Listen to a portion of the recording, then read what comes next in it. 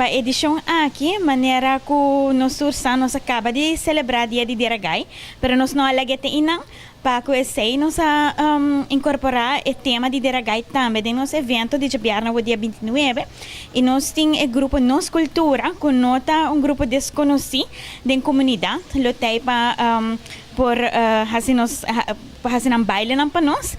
Então, nós estamos sumamente contentes com também outra parte de nosso evento que se chama Under the Stars Event. O motivo para Under the Stars está sobre, sowieso, nós lota de estreia na noite aqui, pero nós está conjuntamente com nós estreia de Aruba. Então, nós mesmos artista, artesano e pessoa que está trabalhando produto de Aruba. Nosso evento está começando de 6 horas até 10 horas da noite. Arriba Jabiarna e o evento aqui também lo sigue maneira como explica cada passo luna arriba de laser Jabiarna de luna.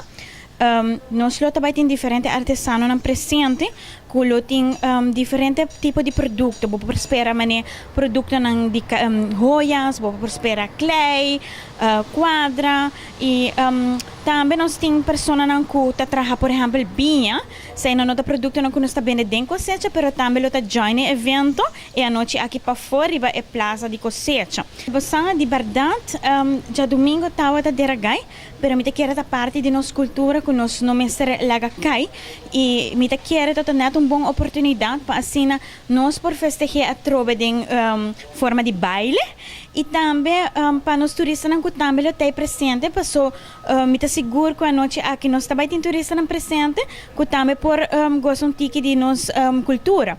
É importante tá que não por cultura arte junto e por gostam de que a nós mesmos como rubiano por trabalhar e nós também por perform nos baile. Mi mensagem tá para estimar o que é de nós. Sa kita conta, por exemplo, para o dia festivo de Dia de São João, pero também para toda outra coisa que a nós por fazer na Aruba.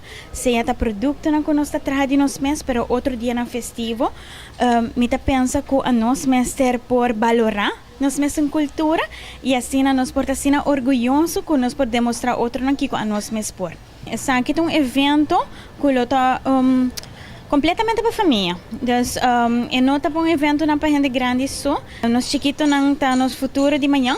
Então, me quero lutar great para não também por experienciar isso aqui e também com não também por aqui com nós mesmos ainda não por trabalhar, para assim não também por pensar, misschien você a mim também por fazer algo assim no futuro.